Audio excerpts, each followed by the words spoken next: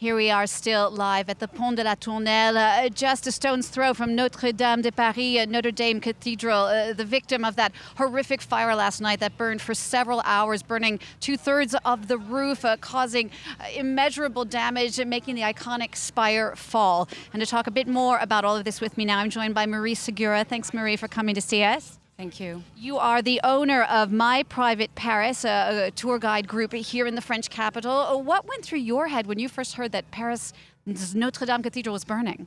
It was a nightmare. I couldn't believe it. Like all the Parisian, Notre-Dame is our heart. And when we saw the very first picture and first images, we were thinking it can't happen. And when I saw also all the part of the roof just falling apart, I couldn't believe it, really. And just watching it was it was irreal, really.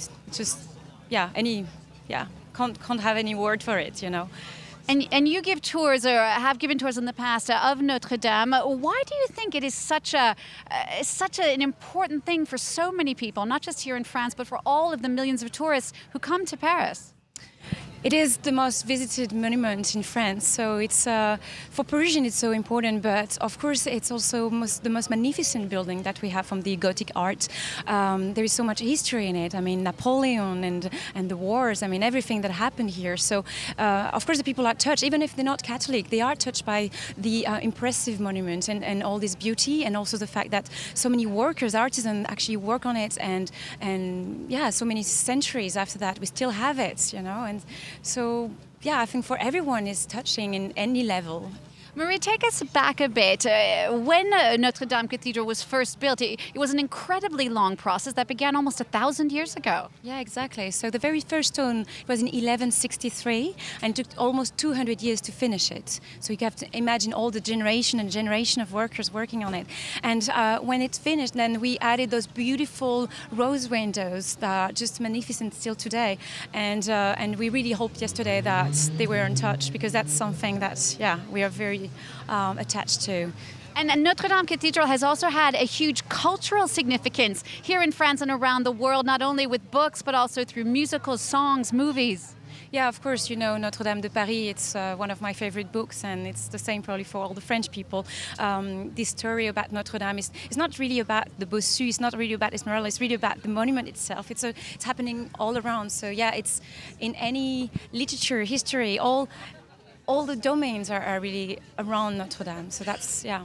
Is it true that when Victor Hugo wrote the book, Notre-Dame, it brought a sort of renaissance to the cathedral? Oh, completely. People at the time, they kind of wanted to take that down because it was in a very bad shape after the French Revolution. A lot of stones were out. So we were thinking, should we put a lot of money into that? And it's really thanks to Victor Hugo's book that now we have a beautiful, we had a beautiful monument, and yeah, so it really helped this book. It saved the cathedral almost, yeah. And Notre-Dame also, for those of you who've actually been here to Paris to see Notre-Dame Cathedral, there is a stone right in front of it that marks the very heart of France. Yeah, exactly. We call that le point zéro des routes de France.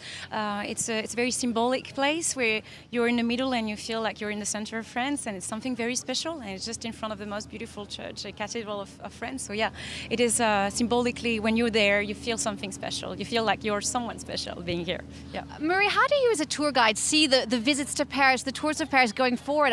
I know my own daughter was meant to go on a field trip to Notre-Dame on Wednesday. They're still going to maintain it. They want to persist and have the children learn about Notre-Dame, good and bad. Is that what you'll do too? Yeah, I think so. I mean, the facade and the goggles and everything around is still there, and we're very lucky for that. And so this morning I was looking at it and thinking, yeah, we should continue just sharing everything we can about it, and maybe people will help us with donation. Maybe it's going to, you know, help France also to rebuild this beautiful cathedral. So yeah, of course we're going to continue. I just hope the people will still come and want to see her. I'm sure they will. And what's so wonderful about Paris, and this is something that we saw a lot in the wake of the terror attacks of 2013, there's the motto of the city, and excuse me, I know I'm going to get it wrong, but say it for me. What is it? It's fluctuat nec mergitur, which basically means we're rocked, we're shaken, but we're not sunk, and that goes with the symbol of Paris, which is a boat, correct? Exactly. And when you see the cathedral being surrounded by the Seine, it makes more sense, right?